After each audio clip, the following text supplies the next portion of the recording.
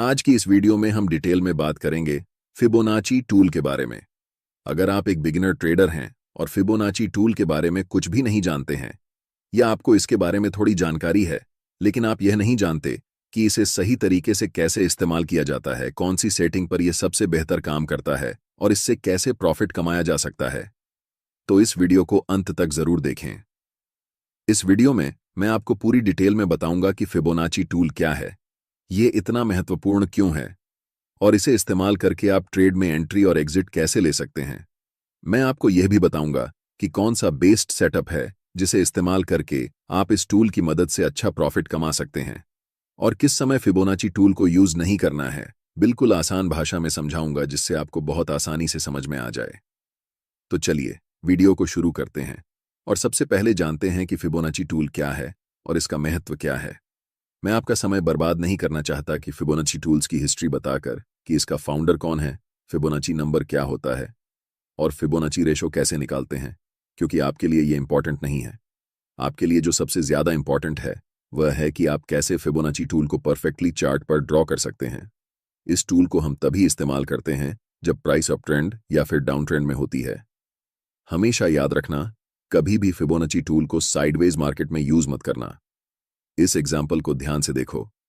Price higher highs और higher laws बनाकर ऊपर की ओर बढ़ रही है, क्योंकि कभी भी प्राइस यूनिडायरेक्शनल में नहीं जाती है। मार्केट का एक स्ट्रक्चर होता है जिसे प्राइस हमेशा फॉलो करती है और इसी स्ट्रक्चर को हम लोग अपर ट्रेंड या फिर डाउन ट्रेंड कहते हैं। आपने बहुत सुना होगा कि ट्रेंड इज योर फ्रेंड। अगर आप ट्रेंड के साथ मिलकर ट्रेड करते हैं तो आप हमेशा प्रॉफिटेबल रहेंगे, लेकिन यह नहीं पता कि ट्रेंड के साथ कैसे ट्रेड करते हैं। और फिबोनाची सबसे अच्छा टूल है ट्रेंड को ट्रेड करने के लिए। यह सिंगल टूल आपको पूरी जानकारी देता है कि कहां पर मार्केट में एंट्री करनी है और कहां पर मार्केट में एग्जिट करनी है। इस टूल को इस्तेमाल करने के लिए सबसे पहले हम ट्रेडिंग व्यू वेबसाइट खोलेंगे और लेफ्ट साइड में जहां टूल बार लगी है वहां पर ऊपर से तीसरे नंबर पर हमें फिबोनाची का ऑप्शन मिल जाता है। इस पर हम क्लिक करेंगे और चार्ट्स में जहां अप ट्रेंड या फिर डाउन ट्रेंड चल रहा हो वहां स्विंग लो से स्विंग हाई तक हम फिबोनाची टूल को ड्रॉ करेंगे। ये फिबोनाची की डिफ़ॉल्ट सेटिंग है जो कि हमें चार्ट्स पर बहुत ज़्यादा कम्प्लेक्स लग रही है, इसलिए हम इसके सेटिंग को ओपन करेंगे और जो रेशो लेवल हमारे काम की है हम सिर्फ उसे ही रखेंगे। 0.382 लेवल को हम रिमूव करेंगे, फिर 1 से ज़्यादा जितने भी रेशो हैं उन सब को रिमूव करेंगे सिर्फ एक को छोड़कर, जो है 1.618। नेक्स्ट हम दो और रेशो को रिमूव करेंगे, 0.236 और 0.786। अब हमारे फिबोनाची सेटिंग में सिर्फ 5 लेवल्स हैं और अगर हम चाहें तो हम इनके बैकग्राउंड को भी रिमूव कर सकते हैं जिससे चार्ट और क्लीन लगे, और फिर हम ओके कर देंगे और इनमें से जो हमारे काम की लेवल्स हैं सिर्फ वही बचे हैं। इस टूल को हम दो तरह से इस्तेमाल करते हैं। फिबोनाची रिट्रेसमेंट, जो हमें बताता है कि मार्केट में हमें कहाँ एंट्री करनी है, यानी कि फिबोनाची रिट्रेसमेंट लेवल हमें एक इंपॉर्टेंट सपोर्ट एरिया चार्ट्स पर आइडेंटिफाई करने में मदद करता है। और दूसरा इस्तेमाल है फिबोनाची एक्सटेंशन का, जिसे हम ट्रेड को एग्जिट करने के लिए इस्तेमाल करते हैं। यह हमें मार्केट में इंपॉर्टेंट रेजिस्टेंस लेवल ढूंढने में मदद करता है। सबसे पहले बात करते हैं फिबोनाची रिट्रेसमेंट की, जिससे हम मार्केट में एंट्री करेंगे। जब प्राइस अप ट्रेंड में रहती है तब इस टूल को हम ड्रॉ करते हैं, जिसमें 1 रेशो लेवल स्विंग लो पर होती है और 0 रेशो लेवल स्विंग हाई पर होती है। इन दोनों लेवल के बीच में दो मोस्ट इंपॉर्टेंट लेवल होते हैं, एक 0.5 और दूसरा 0.618। पूरे फिबोनाची में जो सबसे इंपॉर्टेंट लेवल है जिसके लिए हम इस टूल का इस्तेमाल करते हैं और जिसकी प्रोबेबिलिटी मार्केट में सबसे ज्यादा होती है, वह लेवल है 0.618। इस लेवल को हम गोल्डन रेशो कहते हैं। इसी कारण प्रोफेशनल ट्रेडर्स इस लेवल का इस्तेमाल करके ट्रेड में एंट्री लेते हैं, जिससे उनके ट्रेड की प्रॉफिटेबल होने की संभावना सबसे ज्यादा होती है। मार्केट कभी भी एक डायरेक्शन में लगातार नहीं जाती है। मार्केट हमेशा रिट्रेस करती है, उसके बाद फिर से रैली करती है, फिर से पुल बैक करती है और फिर से रैली करती है। ये मार्केट का स्ट्रक्चर होता है और इसी पुल बैक का फायदा उठाकर मार्केट में एंट्री ली जाती है और ट्रेंड के साथ ट्रेड किया जाता है, जिससे ट्रेड में प्रॉफिट होने की चांसेस 80 से 90% तक होती हैं। जब प्राइस रिट्रेस करके 0.5 और 0.618 लेवल के बीच में आती है और उस समय हमें कोई बुलिश सिग्नल मिलता है, जैसे बुलिश एंगुल्फिंग कैंडलस्टिक पैटर्न या हैमर कैंडल पैटर्न, तब हम उस बुलिश कैंडल के ऊपर जब अगली कैंडल क्लोज होती है उस समय मार्केट में बाय पोजीशन बनाते हैं। हमारा stop loss recent swing low के नीचे होता है और अगर यह लो टूट जाता है तो यह संकेत है कि मार्केट अब ट्रेंड चेंज करने वाली है या फिर मार्केट साइडवेज होने वाली है। अब हमने ये पूरी तरह से जान लिया है कि फिबोनाची टूल को इस्तेमाल करके कैसे ट्रेड में एंट्री कर सकते हैं। आगे मैं बताऊंगा कि कौन से इंडिकेटर्स के साथ मिलाकर इस टूल को ट्रेड करना चाहिए ताकि आपको सबसे बेहतर रिजल्ट मिल सके। लेकिन उससे पहले जानते हैं कैसे हम इस टूल को इस्तेमाल करके परफेक्ट रेजिस्टेंस लेवल ढूंढ सकते हैं ताकि मार्केट रिवर्स होने से पहले अपनी पोजीशन को एग्जिट कर सकें। ऐसे लेवल को निकालने के लिए हमें प्राइस रिट्रेसमेंट पर फिबोनाची ड्रॉ करना पड़ता है।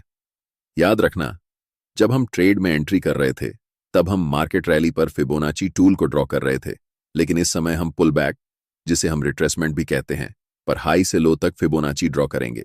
इस उदाहरण में हमें इस लेवल से निचले लेवल तक फिबोनाची ड्रॉ करना है। इस बार 1 रेशो लेवल प्राइस के स्विंग हाई पर है और 0 रेशो लेवल प्राइस के स्विंग लो पर है।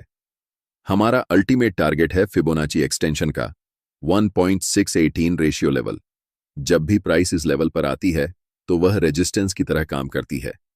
हालांकि फिबोनाची एक्सटेंशन लेवल की प्रोबेबिलिटी लगभग 25% के आसपास होती है, जिस कारण ज्यादातर ट्रेडर्स स्विंग हाई पर ही अपना प्रॉफिट बुक कर लेते हैं।